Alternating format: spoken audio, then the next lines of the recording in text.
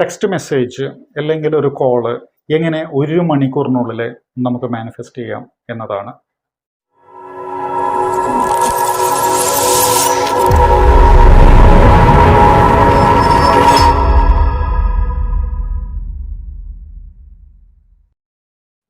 ഞാൻ Santhosh Joseph K.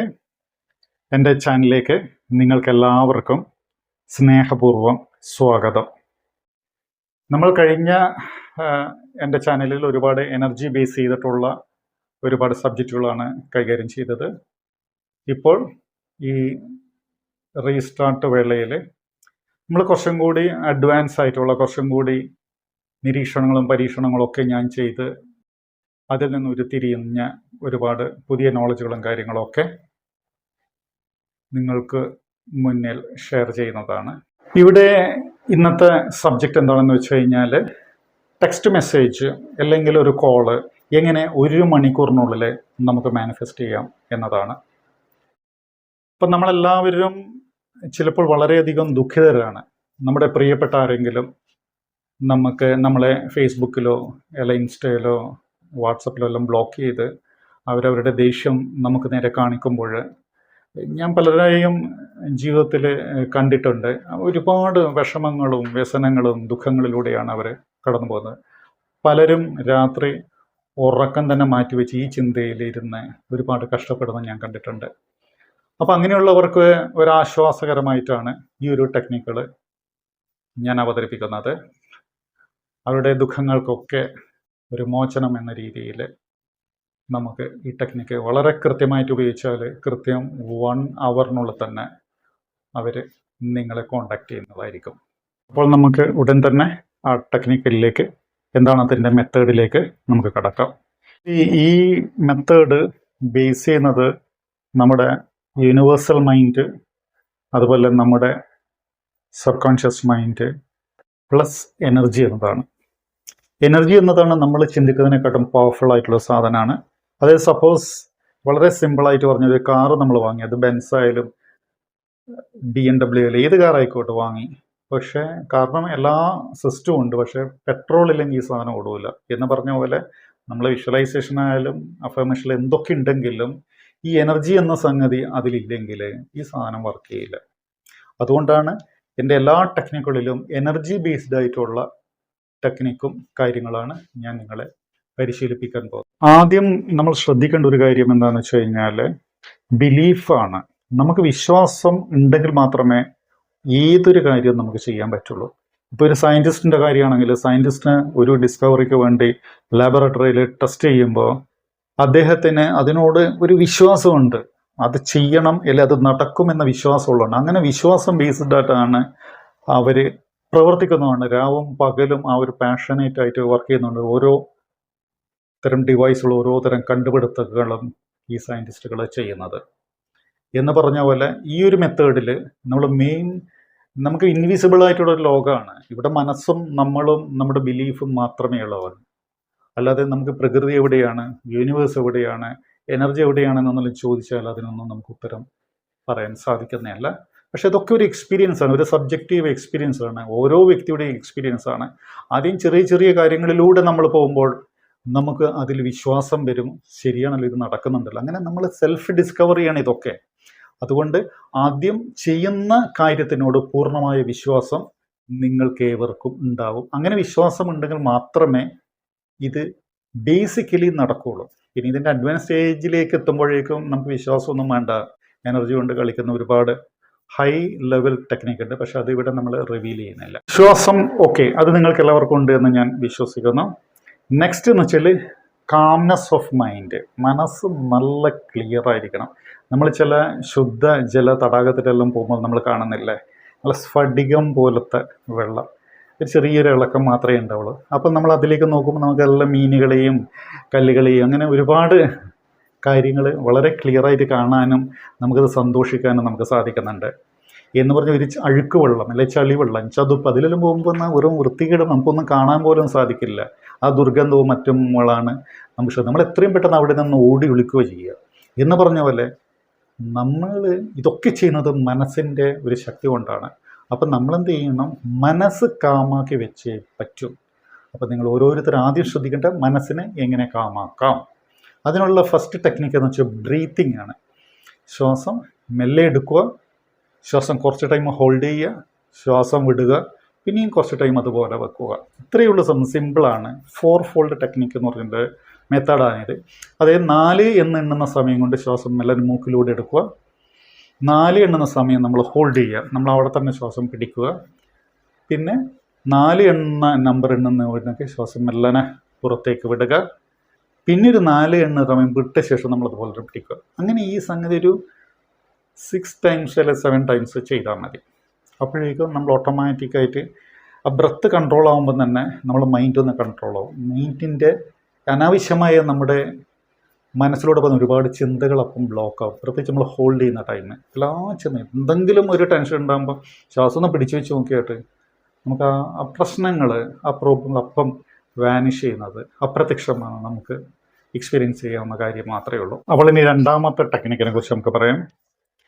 രണ്ടാമത്തെ technique എന്താണെന്ന് വെച്ച് കഴിഞ്ഞാൽ എനർജീൻ്റെ ഒരു തിയറി ഉണ്ട്. ആദ്യം എന്തെങ്കിലും ഒന്ന് റിയാലിറ്റിയിലാവുന്നുണ്ടെങ്കിൽ അതിനു മുമ്പ് അത് എനർജി വേൾഡിൽ അത് ക്രിയേറ്റഡ് ആവണം. സപ്പോസ് ഒരാൾക്കൊരു രോഗമുണ്ടെന്നായിരിക്കും, ഒരു പനി വരുന്നത്, അല്ലെങ്കിൽ എന്തെങ്കിലും അസുഖങ്ങൾ, ഒരു ക്യാൻസർ എന്തെങ്കിലും വരുന്നത്, അങ്ങനെ വരുന്നുണ്ടെങ്കിൽ അത് പെട്ടെന്ന് അങ്ങനെ ഉണ്ടായിട്ട് ക്യാൻസർ ആവുന്നതൊന്നുമല്ല. ആദ്യം അവരുടെ ഓറയിൽ അല്ല അവരുടെ എനർജി വേൾഡിൽ ആ രോഗം കാണും. അത് കണ്ടത് മെല്ലനെ അത് ഫിസിക്കൽ വേൾഡിലേക്ക് എത്തുക കാണുക. എന്ന് പറഞ്ഞ പോലെ തന്നെ നമ്മൾ ആസ്ട്രൽ വേൾഡ് എന്ന് നമുക്ക് പറയാം, അല്ലെങ്കിൽ എനർജി വേൾഡ് എന്ന് പറയാം. ആ എനർജി വേൾഡിൽ നമ്മൾ എന്ത് ക്രിയേറ്റ് ചെയ്യുന്ന ഈ വിശ്വാസം കൊണ്ടും ഈ മൈൻഡിൻ്റെ കാംനെസ് കൊണ്ട് എന്ത് ക്രിയേറ്റ് ചെയ്യുന്നത് അതാണ് റിയാലിറ്റിയിലേക്ക്, അതായത് യാഥാർത്ഥ്യത്തിലേക്ക്, ഈ പ്രസന്റ് ലെവലിലേക്ക് വരിക. അപ്പോൾ നമുക്ക് ആദ്യം എന്ത് ചെയ്യണം? നമുക്ക് ആദ്യം മൈൻഡിൽ, ഈ എനർജി വേൾഡിൽ ഇതൊന്ന് ക്രിയേറ്റ് ചെയ്യണം. എങ്കിൽ മാത്രമേ അത് പ്രസന്റ് റിയാലിറ്റിക്ക് വരുള്ളൂ. അതിനെങ്ങനെ നമുക്ക് ചെയ്യാൻ പറ്റുമെന്ന് വെച്ച് കഴിഞ്ഞാൽ മെയിൻ അതിൽ വരുന്നത് വിഷ്വലൈസേഷനാണ്. നമ്മൾ ഇമാജിനേഷൻ കൊണ്ട് നമ്മൾ ഈ കാര്യങ്ങളെല്ലാം ഉണ്ടാക്കിയെടുക്കുക, മനസ്സുകൊണ്ട് ഉണ്ടാക്കിയെടുക്കുക. നമ്മുടെ സബ് കോൺഷ്യസ് മൈൻഡ് ഏറ്റവും അധികം ടച്ച് ചെയ്യുന്ന, ഏറ്റവും അധികം ആക്റ്റീവ് ആവുന്നത് ഇമാജിനേഷൻ എന്നുള്ളൊരു കാര്യങ്ങൾ കൊണ്ടാണ്. ഓക്കെ, അതുപോലെ നമ്മുടെ കോൺഷ്യസ് മൈൻഡിനേക്കാൾ എത്രയോ അധികം പവറാണ് മനുഷ്യരുടെ ഇമാജിനേഷന് ഉള്ളത്. അതും നിങ്ങൾക്കറിയാവുന്ന കാര്യമാണെന്ന് വിശ്വസിക്കുന്നു. അപ്പോൾ ആദ്യം തന്നെ നിങ്ങൾക്ക് ഏത് വ്യക്തിയാണ്, അല്ലെങ്കിൽ ഏത് വ്യക്തിയെ കൊണ്ടാണ് നിങ്ങളെ ഫോൺ ചെയ്യിക്കേണ്ടത്, ആ വ്യക്തിയെ ഒന്ന് ഇമാജിൻ ചെയ്യണം. പിന്നെ ഒരു കാര്യം, ആ വ്യക്തി സ്ട്രേഞ്ചർ ആവാൻ പാടില്ല കേട്ടോ. കാരണം ആ വ്യക്തിയും നിങ്ങളും തമ്മിൽ നല്ല ബന്ധം ഉണ്ടാവും. ഒന്നുകിൽ നിങ്ങൾ തമ്മിൽ ഒരു റിലേഷൻഷിപ്പ്, അല്ലെങ്കിൽ നിങ്ങളുമായിട്ടുള്ള എന്തെങ്കിലും മറ്റ് ബന്ധങ്ങൾ, അല്ലെങ്കിൽ വളരെ ക്ലോസ് ആയിട്ടുള്ള സുഹൃത്തുക്കൾ. ഒരു ടച്ചില്ലാത്ത ഒരു വ്യക്തിയാണെങ്കിൽ ഈ കാര്യങ്ങൾ നടക്കാൻ ബുദ്ധിമുട്ടായിരിക്കും. കാരണം നിങ്ങളുടെ എനർജി ലെവൽ തമ്മിൽ ഒരു ബന്ധങ്ങൾ കുറവാകുന്നത് കൊണ്ട്. അതുകൊണ്ട് ഇത് പൊതുവെ ഏറ്റവും ഉപകാരപ്രദമാകുന്നത് ലവേഴ്സിനാണ്, റിലേഷൻഷിപ്പ് ഉള്ളവരാണ്, അല്ലെങ്കിൽ ഫ്രണ്ട്സുകളാണ്, ഇല്ലെങ്കിൽ ഈ ബന്ധുക്കളാണ്. അപ്പം ആ ഒരു ബന്ധം, ഒരു ബോണ്ട് എപ്പോഴും ഉണ്ടാവണം. അത് പ്രത്യേകം നിങ്ങൾ ഓർക്കേണ്ട കാരണം. അല്ലാണ്ട് പുറമേ ഒരാൾ വരുന്ന, ഒരു സെലിബ്രിറ്റി വരുന്ന, ശരി സെലിബ്രിറ്റിനെ കൊണ്ട് എന്നെ കോൾ ചെയ്യാൻ പറ്റുമോ എന്ന് വെച്ച് കഴിഞ്ഞാൽ നടക്കുന്ന കാര്യമല്ല. അതെന്താ കാര്യം വെച്ചാൽ നിങ്ങൾ തമ്മിലൊരു കണക്ഷൻ ഇല്ല. അതുകൊണ്ട് ഒരു കണക്ഷൻ ഉള്ളവർക്ക് മാത്രമേ ഇത് നടക്കുകയുള്ളൂ. അതിൻ്റെ ആവശ്യമല്ലേ ഉള്ളൂ. നമുക്കൊരു സ്ട്രേഞ്ചർ നമ്മളെ വിളിച്ചിട്ട് എന്ത് കാര്യം? ഒരാവശ്യവുമില്ല. അപ്പം ഇതൊക്കെ നിങ്ങളുടെ നന്മയ്ക്ക് വേണ്ടിയിട്ട്, നിങ്ങൾക്കൊരു പോസിറ്റീവായിട്ടുള്ള കാര്യങ്ങൾക്ക് വേണ്ടി മാത്രമേ യൂസ് ചെയ്യാൻ പാടുള്ളൂ എന്നും കൂടി ഞാൻ നിങ്ങളെ ഓർമ്മിപ്പിക്കുന്നു. അപ്പോൾ നെക്സ്റ്റ് എന്തെന്ന് വെച്ച് കഴിഞ്ഞാൽ, നിങ്ങൾ ആര് കോൾ ചെയ്യുന്ന ആ വ്യക്തിയെ നിങ്ങളൊന്ന് വിഷ്വലൈസ് ചെയ്യണം. വളരെ എത്രയധികം ക്ലിയറായിട്ട് വിഷ്വലൈസ് ചെയ്യാൻ പറ്റുന്നു, ഇമാജിൻ ചെയ്യാൻ പറ്റുന്നു, അത്രയധികം നല്ല ക്ലാരിറ്റിയിൽ. ഒരു വ്യക്തി ബോയ് ആണെങ്കിൽ അയാളുടെ ഡ്രസ്സ്, കണ്ണുകൾ, മുടികൾ, ഈവൻ അയാളുടെ കൈനറ്റിക് മൂവ്മെൻറ്റ്സ്, അതായത് അയാളുടെ മൂവ്മെൻറ്റ്സിൽ അയാൾ എങ്ങനെ ചിന്തിക്കും, അതുപോലെ നമ്മൾ അയാളുടെ നടത്തം, അതുപോലെ അയാളുടെ ഭക്ഷണ രീതി, അങ്ങനെ എന്തൊക്കെ രീതിയിൽ, എന്തൊക്കെ കാര്യങ്ങളിൽ നമുക്ക് അയാളുമായിട്ട് വിഷ്വലി ബന്ധപ്പെടാൻ പറ്റും, ആ രീതിയിലായിരിക്കണം നമ്മൾ ചെയ്യേണ്ടത്. ഓക്കെ. പിന്നെ വേണ്ടതെന്ന് വെച്ച് കഴിഞ്ഞാൽ, അയാൾ നമ്മുടെ ഇമാജിനേഷനിൽ വന്നു കഴിഞ്ഞാൽ പിന്നെ നമുക്കൊരു സിനിമ കാണുന്ന പോലെ കണ്ടിരുന്നാൽ മതി. അതായത് അയാൾ നമ്മളൊന്ന് നോക്കുന്നു, ഒന്ന് പുഞ്ചിരിക്കുന്നു. ആ പുഞ്ചിരി എന്ന് വെച്ചാൽ നിങ്ങൾ നമ്മളൊരു കണക്ഷൻ, ഒരു റാപ്പ് ഉണ്ടാക്കാനാണ് അയാൾ പുഞ്ചിരിക്കുന്നത്. അതുപോലെ തന്നെ നിങ്ങൾ അങ്ങോട്ടും പുഞ്ചിരിക്കുന്നത്. ഇവിടെ അയാൾ എന്ന് പറഞ്ഞാൽ അത് സ്ത്രീയാവും പുരുഷനാവോ, അത് നിങ്ങളുടെ ഇത് സുഹൃത്തെന്ന് വെച്ചാൽ ജെൻഡർ ഇവിടെ ബാധകമല്ല. ഓക്കെ. അപ്പോൾ അയാൾ നിങ്ങളെ കണ്ട് ഒന്ന് പുഞ്ചിരിക്കുന്നു, നിങ്ങൾ അയാളോട് അല്ലെങ്കിൽ അവളോട് ഒന്ന് പുഞ്ചിരിക്കുന്നു. അതിനുശേഷം നിങ്ങളുടെ വിഷ്വലൈസേഷനിൽ വരുന്നത് അയാൾ വളരെ പുഞ്ചിരിച്ച ശേഷം നേരെ അയാളുടെ ഫോൺ എടുക്കുന്നത് നിങ്ങൾ കാണുകയാണ്. അയാളുടെ ഫോൺ എടുക്കുന്നത്, നിങ്ങൾ അയാളുടെ ഫോൺ എടുക്കും, നിങ്ങൾ സ്ലൈറ്റ്ലി ഒരു എക്സൈറ്റ്മെൻറ്റ് നിങ്ങളിലുണ്ടാവണം, ഒരു വികാരമാണ്. ഒറിജിനലായിട്ട് നിങ്ങൾ ഈ മൊമെൻറ്റിൽ ആ വ്യക്തി ഫോൺ എടുക്കുന്നത് പോലെ, അല്ലെങ്കിൽ നിങ്ങളെ കാണുന്ന സുഹൃത്ത് ഫോൺ എടുക്കുന്ന പോലെ നിങ്ങൾ ചിന്തിക്കണം. അല്ലാണ്ട് നാളെയോ ഇന്നലെയോ എപ്പോഴോ അല്ല, ഈ മൊമെൻറ്റിൽ നിങ്ങൾ ഈ കാര്യം ചെയ്യുന്ന ഈ മൊമെൻറ്റിൽ അയാൾ ഫോൺ എടുക്കുമ്പോൾ നിങ്ങൾ അയാളെ കാത്തിരിക്കുകയാണ്, അല്ല അവളെ കാത്തിരിക്കുകയാണ്, അവളുടെ കോളിന് വേണ്ടിയിട്ട് നിങ്ങൾ വളരെയധികം ആഗ്രഹിച്ചു കൊണ്ടിരിക്കുകയാണ്. അതുകൊണ്ട് തന്നെ നിങ്ങൾക്ക് അതിലൊരു എക്സൈറ്റ്മെൻറ്റ് ഉണ്ടാവണം. ഓക്കെ, പ്രത്യേകം ശ്രദ്ധിക്കുക, ഒരു എക്സൈറ്റ്മെൻറ്റ്. അപ്പോൾ അയാൾ ഫോൺ എടുക്കുന്ന, അല്ല അവൾ ഫോൺ എടുക്കുന്ന, വളരെ പുഞ്ചിരിയോടെ സ്ക്രോൾ ചെയ്യുന്നു, കോൺടാക്ട് ലിസ്റ്റ് സ്ക്രോൾ ചെയ്യുന്നു. നിങ്ങൾ ചിലപ്പം വിളിച്ചിട്ട് കുറേ ആയിട്ടുണ്ടാകും, ചിലപ്പോൾ 2 ദിവസമായിരിക്കും, ചിലപ്പോൾ ഒരാഴ്ച, അല്ലെങ്കിൽ 1 മാസമായിരിക്കും, അല്ലെങ്കിൽ ഒരു 6 മാസമായിരിക്കും. എത്രയായാലും കുഴപ്പമില്ല, എത്ര ടൈമിങ്ങിൽ ഇതിൽ വലിയ വിഷയമൊന്നും വരുന്നില്ല. പക്ഷേ നിങ്ങളുടെ ഫോക്കസും കറക്റ്റ് ആയിരിക്കും. അതിനുശേഷം ആ ഫോണിൽ കോൺടാക്ട് ലിസ്റ്റ് നിങ്ങളുടെ പേരെടുക്കുക, അത് നിങ്ങൾ കാണുന്നുണ്ട്. അതായത് നമ്മൾ ഇമാജിനേഷൻ അല്ല, നമുക്കൊരു സൂം ചെയ്ത് നമുക്ക് കാണാം. പുള്ളി ഫോൺ എടുക്കുമ്പോൾ നിങ്ങളുടെ ചിന്തകൾ നല്ല ആ ഫോണിലേക്ക് പോകുന്നു, നിങ്ങൾ വിഷ്വൽസ് ഫോണിലേക്ക് പോകുന്നു. ആ ഫോണിൽ വിഷ്വൽസ് നിങ്ങളുടെ പേരെടുത്തിട്ട് അയാൾ അല്ലെങ്കിൽ അവൾ ഡയൽ ചെയ്യുന്നു. ആ നമ്പർ ഡയൽ ചെയ്ത് എല്ലാ കോൺടാക്ട് ലിസ്റ്റിൽ നിന്ന് ഡയറക്റ്റായിട്ട് നിങ്ങളെ വിളിക്കുന്നു. അപ്പോൾ ഓട്ടോമാറ്റിക്കായിട്ട് എക്സൈറ്റ്മെൻറ്റ് തീരുന്ന മുമ്പ് തന്നെ നിങ്ങളുടെ ഫോണും ആ റിങ് അടിക്കുന്നത്, അല്ലെങ്കിൽ മ്യൂസിക് അടിക്കുന്നതായിട്ട് നിങ്ങൾ മനസ്സിലാക്കുന്ന, പെട്ടെന്ന് ചാടി എണീക്കുന്ന അത്ഭുതത്തോടെയാണ് നിങ്ങൾ നോക്കുന്നത്. വെറുതെ പെട്ടെന്ന് ഒരാളെ കോൾ എടുക്കുന്ന വളരെ വളരെ അത്ഭുതത്തോടെ, ആ എക്സൈറ്റ്മെൻറ്റ്, ആ ഫീലിങ്സ് അവിടെ വേണം. എക്സൈറ്റ്മെൻറ്റിലൂടെ നിങ്ങൾ നോക്കുന്നു, അയ്യോ ഇയാൾ കുറേ ആയാലും ഇപ്പം വിളിക്കുന്നുണ്ടല്ലോ ഈ വ്യക്തി, ഓ എന്തൊരു സന്തോഷം, എന്തൊരു ഹാപ്പിനെസ്. ആ ഹാപ്പിനെസ് നിങ്ങളുടെ മൈൻഡിൽ ഉണ്ടാവണം, നിങ്ങളുടെ ഹാർട്ടിലുണ്ടാവണം, നിങ്ങളുടെ തലയിലും ശരീരത്തിലെല്ലാം ആ ഹാപ്പിനെസ് നിങ്ങൾ ഫീൽ ചെയ്യണം. വളരെ സന്തോഷത്തോടെ, വളരെ ബ്യൂട്ടിഫുള്ളായിട്ട്, വളരെ വളരെയധികം ആഗ്രഹിച്ച ഒരു വ്യക്തി നമ്മളെ വിളിക്കുമ്പോൾ എന്തുമാത്രം സന്തോഷം, എന്തുമാത്രം എക്സൈറ്റ്മെൻറ്റ് നമുക്കുണ്ടാവും. ആ രീതിയിൽ ചിലർ കരയും, ചിലർ കിടന്ന് തുള്ളിക്കളിക്കും. അത് ആ ഓരോ വ്യക്തിയുടെ ഇതുപോലെയാണ്. കാരണം അത്രയും ഇമ്പോർട്ടൻ്റ് ആയിട്ടുള്ളൊരു വ്യക്തിയാണ് നമ്മളിത് കോൾ ചെയ്യാൻ ആഗ്രഹിക്കുന്നത്. ഓക്കെ, അപ്പോൾ ആ എക്സൈറ്റ്മെൻറ്റ് നമ്മൾ ആസ്വദിക്കണം, നമ്മൾ എൻജോയ് ചെയ്യണം. ഒരു 10 മിനിറ്റേക്ക് ഈ വിഷ്വലൈസേഷനിലേക്ക്, ഇതൊരു വിഷ്വലൈസേഷൻ നിങ്ങൾ ചിന്തിക്കില്ല, ഇമാജിനേഷൻ ചിന്തിക്കും, ഇതൊരു റിയാലിറ്റിയായി നിങ്ങൾ ഫീൽ ചെയ്യണം.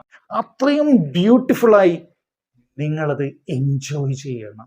ഈ വിഷ്വലൈസേഷൻ നിങ്ങൾ നല്ല രീതിയിൽ ചെയ്തു കാണുമെന്ന് ഞാൻ വിശ്വസിക്കുന്നു. നെക്സ്റ്റ്, നമ്മളുടെ തോട്ട് അലൈൻമെൻറ്റ്, തോട്ട്സും ഈ ചെയ്ത പ്രവൃത്തിയും ഒരേപോലെ ആയിരിക്കണം. അതായത് നമ്മളിതൊക്കെ വിഷ്വലൈസ് ചെയ്ത് ഇതൊക്കെ എല്ലാം നല്ല കൃത്യമായി ചെയ്തു, അതിനുശേഷം ഒരു 10 മിനിറ്റ് കഴിഞ്ഞപ്പോൾ തന്നെ ഡൗട്ട് നമ്മളെ മൈൻഡിൽ വരും. അതായത് ഓ എല്ലാം ചെയ്തല്ലോ, ഇതെല്ലാം നടക്കുമോ, യൂട്യൂബിൽ ഇങ്ങനെ ഒരുപാട് വീഡിയോസ് ഉണ്ട്, ഇതൊക്കെ ഫേക്കാണോ, കുഴപ്പമില്ല, നടക്കാൻ സാധ്യതയുണ്ടോ. പിന്നെ ഇപ്പം ഇത് ചെയ്യുന്നത് കേവലം 10 മിനിറ്റ് കൊണ്ട് നമുക്ക് കംപ്ലീറ്റ് ചെയ്യും പ്രാക്ടീസ്.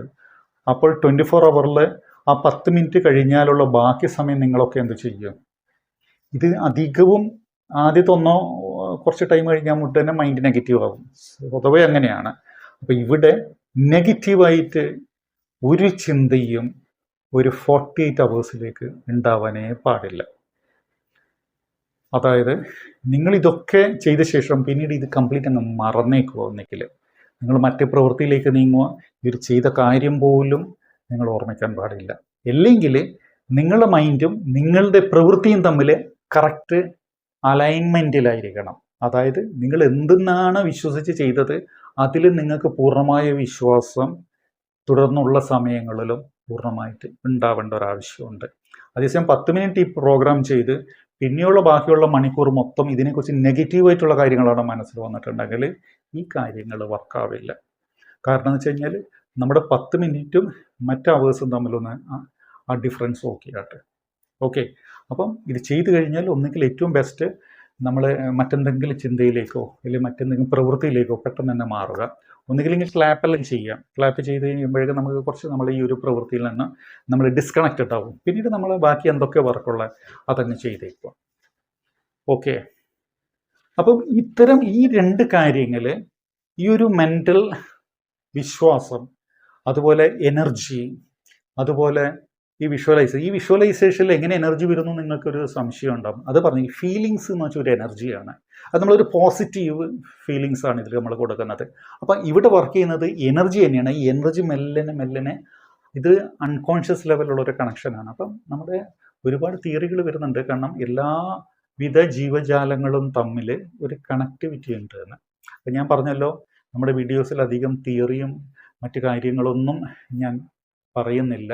പ്രത്യേകിച്ച് അതൊക്കെ വെറുതെ ടൈമായിട്ട് ഒരുപാട് സമയം പോകും. പിന്നെ ആൾക്കാർക്ക് ഒരുപാട് കൺഫ്യൂഷൻ ഉണ്ടാവും. ഇപ്പോൾ ഒരു കാറ് വാങ്ങി, നിങ്ങൾ ബെൻസ് വാങ്ങി അല്ലെങ്കിൽ മാരുതി വാങ്ങി, എന്ത് കാറ് വാങ്ങിയാലും അത് പെട്രോൾ ഒഴിക്കുകയോ ഓടിക്കുകയോ അത്രയേ ഉള്ളൂ കാര്യങ്ങൾ. പെട്രോൾ എന്ന് വെച്ചാൽ ഇവിടെ എനർജിയാണ്. ബാക്കി വിഷ്വലൈസേഷൻ ഒക്കെയാണ് ആ കാറുകളും ഇതൊക്കെ ഞാൻ പറയുന്നത്. പക്ഷെ പെട്രോൾ ഇല്ലെങ്കിൽ ഈ സാധനം വർക്കും ആവില്ല. അപ്പം ഇവിടെ വരുന്ന എനർജി നിങ്ങളുടെ ഇമാജിനേഷനിൽ അല്ലെങ്കിൽ നിങ്ങളുടെ ഫീലിങ്സ് എന്ന് ക്രിയേറ്റ് ചെയ്യുന്ന എനർജിയാണ് ഇവിടെ വർക്കാവുന്നത്. പിന്നീട് ഒരുപാട് എനർജി എക്സസൈസുകളും മറ്റു കാര്യങ്ങളും ഇതിനെ സപ്പോർട്ട് ചെയ്തിട്ടുള്ള കാര്യങ്ങളുണ്ട്.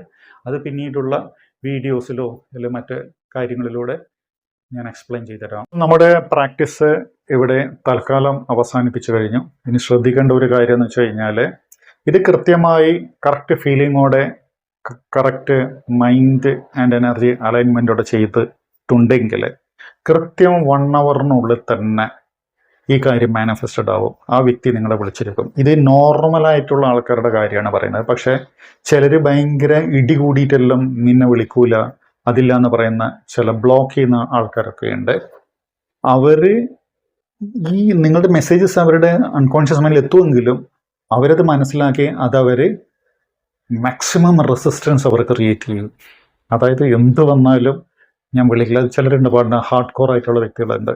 അവർ അവർക്ക് വിളിക്കണം എന്നുള്ള ടെംപ്ടേഷൻ ഉണ്ടെങ്കിലും അവർ വിളിക്കാനുള്ള സാധ്യത കുറച്ച് കുറവാണ്. പക്ഷെ നോർമലായിട്ടുള്ള ഏത് കേസുകളിലും ഇതൊരു 1 ഹവർ അല്ലെങ്കിൽ ആ ഡേ തന്നെ, ചിലർക്ക് ചിലപ്പോൾ അങ്ങോട്ട് ആ ഫോക്കസും കറക്റ്റിലും കുറച്ച് വ്യത്യാസം ഉണ്ടെങ്കിൽ സെയിം ഡേ തന്നെ വിളിക്കാനുള്ള സാധ്യത. ഇനി സെയിം ഡേ ഇല്ലെങ്കിൽ ആ ഡേ കഴിഞ്ഞാൽ നെക്സ്റ്റ് ഡേയും ഇതുപോലെ തന്നെ നിങ്ങൾ വിഷ്വലൈസ് ചെയ്യുക. ഡെയിലി 2 തവണ ഇത് നിങ്ങൾക്ക് ചെയ്യാൻ പറ്റും. ഒന്നുകിൽ ഒരു മോർണിംഗ് ചെയ്യുക, പിന്നെ നൈറ്റ് ടൈം നിങ്ങൾക്ക് ചെയ്യും. അങ്ങനെ ഒരു 3 ഡേയ്സോ 4 ഡേയ്സോ കണ്ടിന്യൂസ് ആയിട്ട് ചെയ്തിട്ടുണ്ടെങ്കിൽ റിസൾട്ടുകൾ കുറച്ചുകൂടി ഫാസ്റ്റായിട്ട് നിങ്ങൾക്ക് ലഭിക്കുന്നതായിരിക്കും. പിന്നെ ഇത് ചെയ്ത് കഴിഞ്ഞ ശേഷം എപ്പോഴും നമ്മൾ ഒരു ഗ്രാറ്റിറ്റ്യൂഡ് ഉണ്ടാക്കേണ്ടത് അത്യാവശ്യമാണ്. അപ്പം നിങ്ങൾ യൂണിവേഴ്സിനോട്, പ്രകൃതിയോട് ഒരു നന്ദി പറയണം. ഇതൊക്കെ ചെയ്ത് കഴിഞ്ഞിട്ട് താങ്ക് യു യൂണിവേഴ്സ് നിങ്ങളൊന്ന് പറയണം. കാരണം ഗ്രാറ്റിറ്റ്യൂഡിന് പ്രത്യേക പവറുണ്ട്. നമ്മളെല്ലാം ചെയ്ത് നമ്മുടെ ഒരു സ്വഭാവമുണ്ട്, ഒരു കാര്യം കാണാൻ മാത്രം ആൾക്കാരുടെ അടുത്ത് പോകും, അത് കിട്ടിക്കഴിഞ്ഞാൽ പിന്നെ അവരെ മൈൻഡ് ചെയ്യില്ല എന്നുള്ളൊരു അവസ്ഥ പൊതുവെ നമുക്ക് കാണാവുന്നതാണ്. പക്ഷെ ഇവിടെ നിങ്ങൾ ഇതൊക്കെ ചെയ്യുന്നത് യൂണിവേഴ്സിൻ്റെ എനർജിയാണ്. അത് എനർജി ആരുടേതാണ്? യൂണിവേഴ്സിൻ്റേത്. അപ്പം നമ്മൾ ആ എനർജി നമ്മൾ യൂസ് ചെയ്യുന്നു. അപ്പോൾ അതുകൊണ്ട് തന്നെ യൂണിവേഴ്സിനോട് നമ്മൾ വളരെ ഗ്രേറ്റ്ഫുള്ളായിട്ട് നമ്മൾ ചെയ്യുക, നന്ദി പറയുക. അങ്ങനെ പറഞ്ഞിട്ടുണ്ടെങ്കിൽ പിന്നീട് പുതിയ കാര്യങ്ങൾ, പുതിയ എനർജിയുടെ മറ്റ് സൂക്ഷ്മമായ അത്ഭുത ലോകം യൂണിവേഴ്സ് തന്നെ നിങ്ങളെ പഠിപ്പിച്ചു തരും, നിങ്ങൾ എക്സ്പീരിയൻസ് ചെയ്ത് വരും. നിങ്ങൾക്കിതിൽ വിശ്വാസം കൂടി വരും. ഓക്കെ, അപ്പം താങ്ക് യു സോ മച്ച്. ഈ ഒരു ടെക്നിക്കൽ നിങ്ങളെല്ലാവരും തന്നെ പ്രാക്ടീസ് ചെയ്യുക. എന്നിട്ട് അതിൻ്റെ റിസൾട്ടുകൾ എന്നെ അറിയിക്കുക. ഏതായാലും നിങ്ങളുടെ എല്ലാവിധ സഹകരണത്തിനും സ്നേഹത്തിനും ഒരുപാട് നന്ദി. I'm so grateful to you all. അപ്പം ബൈ.